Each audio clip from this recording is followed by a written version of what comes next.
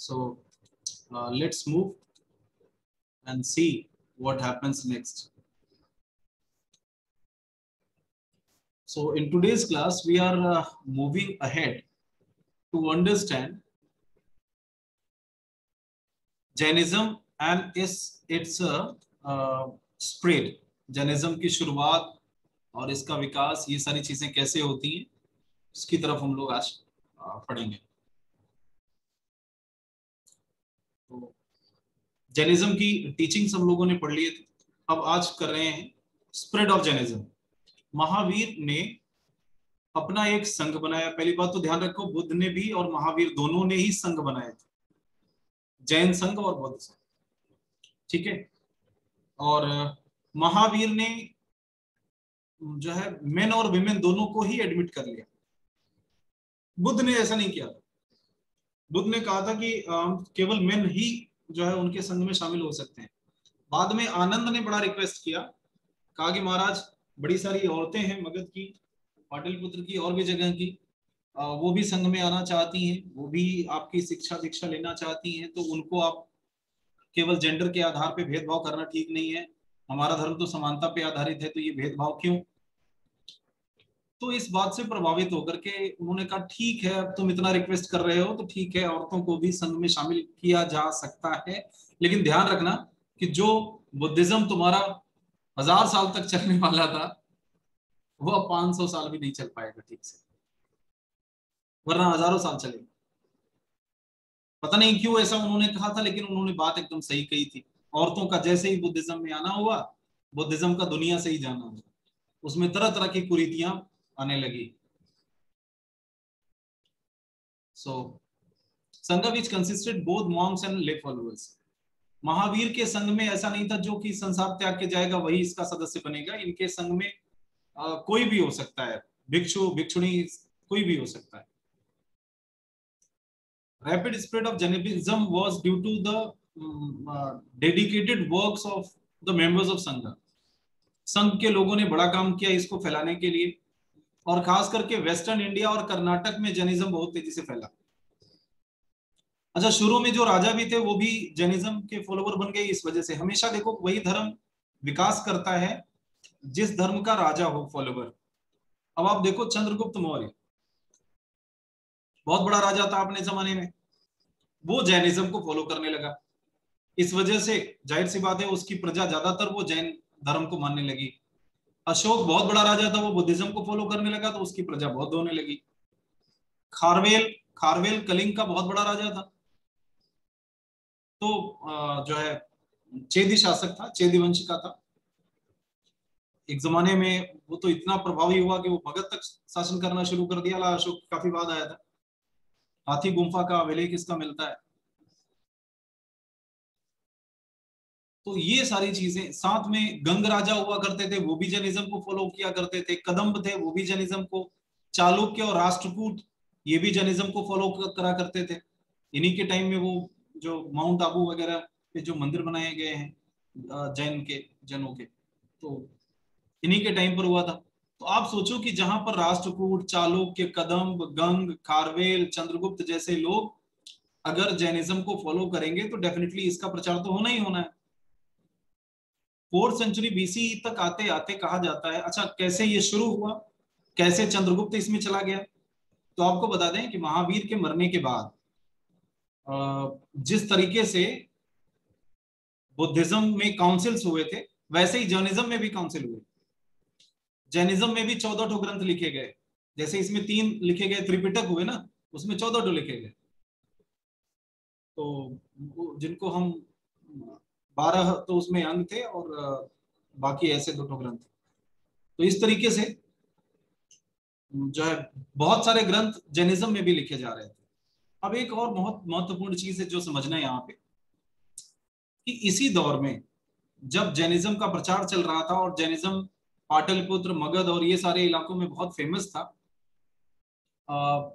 इसके स्थूल भद्र और भद्रबाहु इस तरह के लीडर्स हुआ करते थे।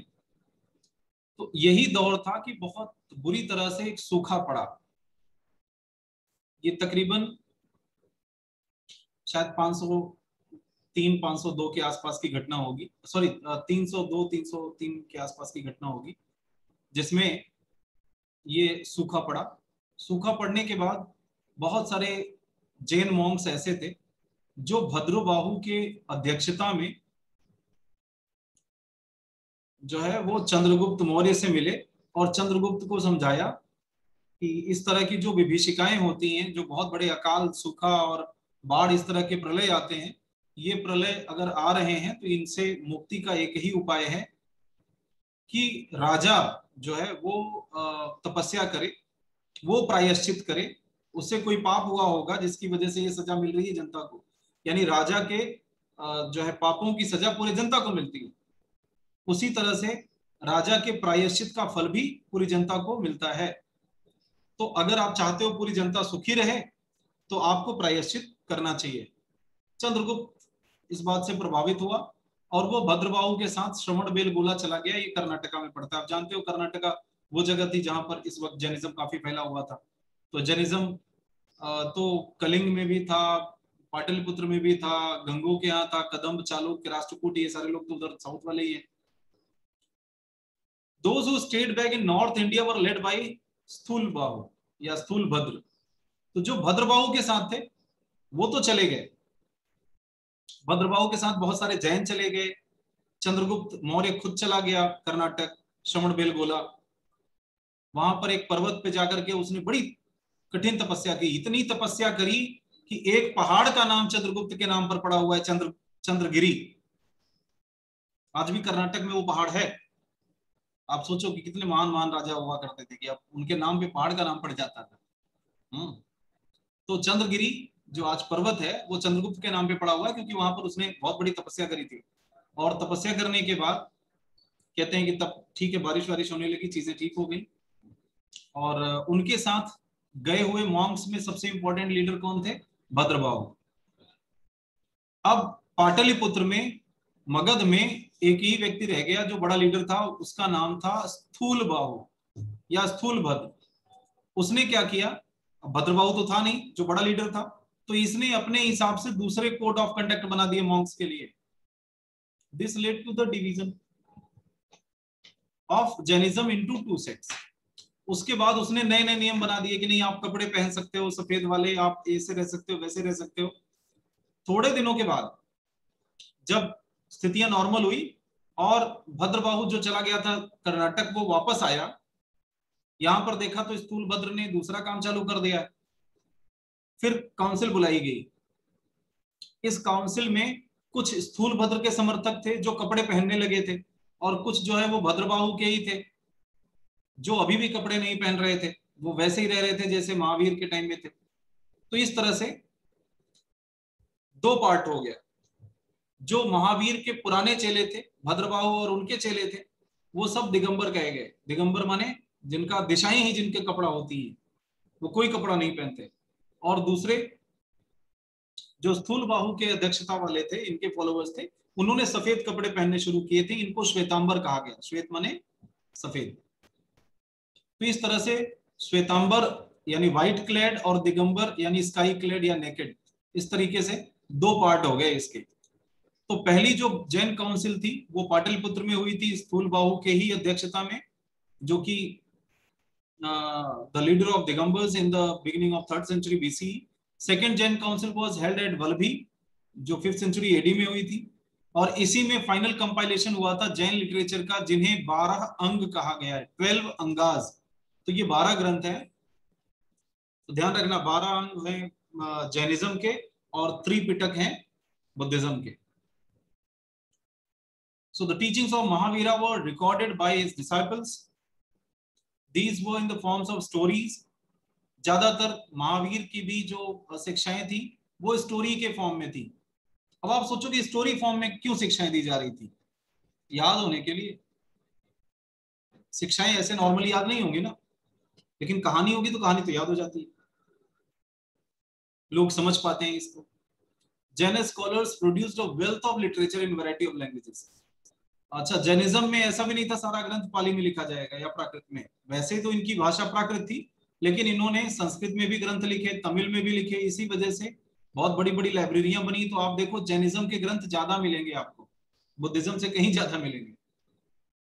हालांकि बुद्धिज्म में ग्रंथ ज्यादा लिखे गए थे, लेकिन उतने मिलेंगे नहीं आपको, सारे ज्यादातर खराब हो गए, या फिर वो जो नालंदा और विक्रमशिला बुदनपुरी ये सारे विश्वविद्यालय थे जिनको बख्तियार खिलजी ने फूंक डाला था, सारे ग्रंथ तो यहीं रखे हुए थे, तो अब मिलना मुश्किल है। जैनिज्म वो हिंदुस्तान के अलग अलग हिस्सों में फैल गया था, इस वजह से इसका नुकसान बहुत नहीं हुआ। मेनी स्टोन स्कल्पचर्स वो भी आज आपको जैन ट्रेडिशन के मिल सकते हैं दुनिया भर में, अपने देश में तो बहुत ज्यादा। तो आप देखो कि अपने देश में जैनिज्म आज भी बचा हुआ है, हालांकि बुद्धिज्म खत्म हो गया। आप सोचोगे कि बुद्धिज्म बढ़ा एक दौर में तो बहुत ज्यादा, जैनिज्म से ज्यादा प्रचार हुआ था बुद्धिज्म का। जैनिज्म आप अपने देश के बाहर नहीं पाओगे कहीं, लेकिन बुद्धिज्म अपने देश के बाहर बहुत गया है। अफगानिस्तान के रीजन में गया, सिंध के रीजन में गया, उत्तर पश्चिम में, यहाँ तक कि यूनान तक पहुंचा, ग्रीस तक पहुंचा, China, Japan, Korea, Sri Lanka, Burma, Malaya, Java, Sumatra, ये सारे जो है इलाकों में पहुंचा है। लेकिन इंडिया से ही ये गायब हो गए, ये दुखद है। तो अब हम थोड़ा सा बुद्धिज्म के बारे में भी, आता गौतम बुद्ध के बारे में भी समझते हैं कि ये साहब कौन थे। इनका टाइम बताया गया है 568 से लेके 487 बीसी तक, मतलब 568 इनका पैदा होने का टाइम है, 567 और 487 ये इनके महापरिनिर्वाण का समय है। गौतम, जिनका नाम सिद्धार्थ हुआ करता था, ये बुद्धिज्म के फाउंडर थे। जन्म इनका 567 बीसी में हुआ था, लुम्बिनी में, जो कपिल वस्तु में पड़ता है। पिता इनके सुद्धोधन थे, जो शाक के क्लैन के एक क्षत्रिय रूलर थे। माता इनकी माया देवी थी। इनकी माता का जो है की मृत्यु बच्चे के जन्म के कुछ ही दिन बाद हो जाए, 6-7 दिन में हो जाती है। अच्छा, इसके बारे में भी बड़ी सारी कहानियां प्रचलित हैं कि जब इनके ये पुत्र होने वाला था, तो इन्होंने इच्छा जाहिर की कि हमें अपने मायके जाना है। तो इनका मायका नेपाल में पड़ता था, तो शुद्धोधन ने यहाँ से लेके नेपाल तक का एकदम रास्ता, बहुत बढ़िया रास्ता बनवा दिया, जहाँ पे जरा सा भी जो है जर्क ना लगे अगर किसी पालकी वालकी से जा रही है। और उसके बाद फिर वहां रास्ते में एक जगह लुम्बिनी नामक एक पूरा जो है गांव था, जगह था, जंगल था, वहां पर वो रुकती हैं विश्राम के लिए। सारे पेड़ पर फल फूल लद जाते हैं। ऐसा जब बुद्ध जन्म, वहीं पर बुद्ध का जन्म होता है, कहते हैं कि जो है उनको प्रसव वेदना तक नहीं हुई, पीड़ा तक नहीं हुई। वो एक ऐसे पेड़ की डाली को माया देवी उनकी माँ ऐसे पकड़ती है, शाल का पेड़ है, उस शाल के पेड़ को ऐसे पकड़ी रहती है, और उसी वक्त बुद्ध का प्राकट्य होता है, वो पैदा होते हैं। इस तरह की मूर्ति आपको सांची के स्तूप में मिलेगी, शाल भंजिका, ठीक है, शाल लटकाए हुए, शाल की जो है डाल को लटकाए हुए। तो वो वहीं से लिया गया है कि बुद्ध के जन्म से लिया गया है। उसके बाद माया, माया इनकी माँ का नाम था। 7 दिन के अंदर वो खत्म हो जाती है। इसको प्रतीकात्मक रूप से लोग मानते हैं कि बुद्ध के आते ही माया खत्म हो गई। मतलब आप ऐसे कह सकते हो कि ज्ञान के आते ही माया खत्म हो जाती है। मदर के मरने के बाद इनकी आंट, इनकी मौसी, जिनका नाम था प्रजापति गौतमी, उन्होंने इनका पालन पोषण किया, तो इस वजह से इनका नाम गौतम हो गया। फिलहाल इनका नाम सिद्धार्थ था, लेकिन गौतम क्यों पड़ा? क्योंकि इनकी मौसी ने इनका पालन किया था, जिसका नाम गौतमी था। 16 वर्ष की अवस्था में इनका विवाह कर दिया गया यशोधरा से। फिर इन्हें एक पुत्र हुआ जिसका इन्होंने नाम रखा राहुल। राहुल का मतलब जानते हो क्या होता है? राहुल का मतलब होता है दुखों का कारण। कई सारे लोग आज भी जो है नाम अपने बच्चों का ये रख लेते हैं बिना ये जाने हुए कि इसका मतलब क्या है। इसका मतलब है दुखों का कारण, बंधन, ठीक है। तो जो है बुद्ध, गौतम, सिद्धार्थ, वो अपने पुत्र को बंधन का कारण मानते थे कि अभी हमारे लिए एक मुसीबत पैदा हो गया, एक बंधन हो गया, ये नहीं हुआ होता तो मैं ज्यादा स्वतंत्र था। फिर कहते हैं कि फिर भी ये सारे बंधन उनको रोक नहीं पाए। उन्हें दुनिया देखने की इच्छा हुई तो अपने एक सारथी के साथ वो निकलते हैं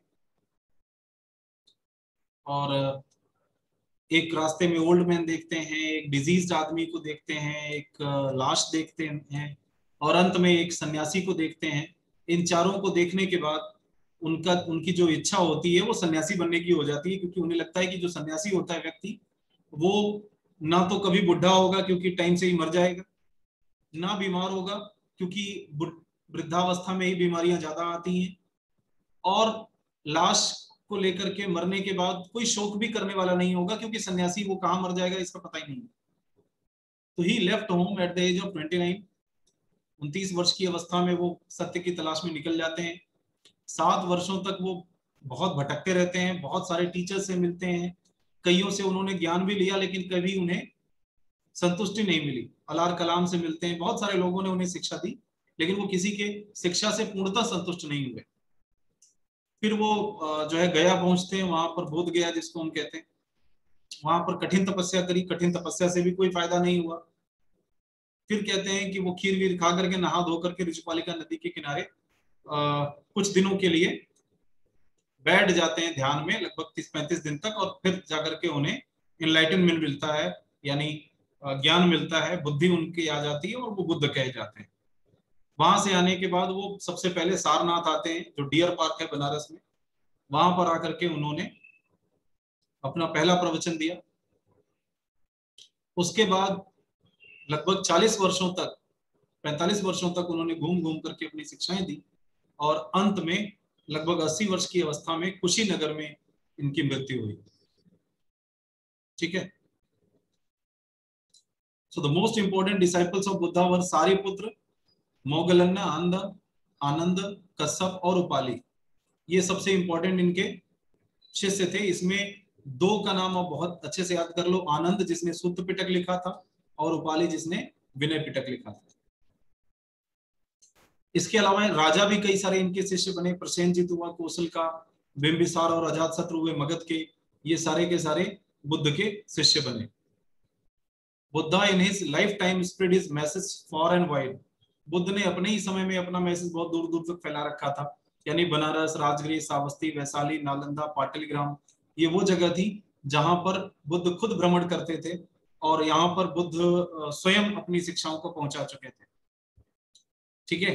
ये ध्यान रखने वाली बात है कि उन्होंने जो शिक्षाएं दी वो नैतिक स्तर पे शिक्षाएं दी और उन्होंने मेटाफिजिकल क्वेश्चन पे कोई ध्यान नहीं दिया, जैसे गॉड है कि नहीं है, सोल है कि नहीं है, कर्म और रीबर्थ, ये सारी जो चीजें थी, इन सारी चीजों को वो फालतू मानते थे कि ये डिस्कशन का विषय नहीं है। ठीक है। उन्होंने सीधी सीधी अपनी टीचिंग रखी है, बहुत काम वाली, बकवास की चीजों पर कोई ध्यान नहीं देते। ये ध्यान रखना। आगे इनके टीचिंग्स के बारे में, बुद्धिज्म के बारे में हम लोग नेक्स्ट क्लास में पढ़ेंगे। ओके।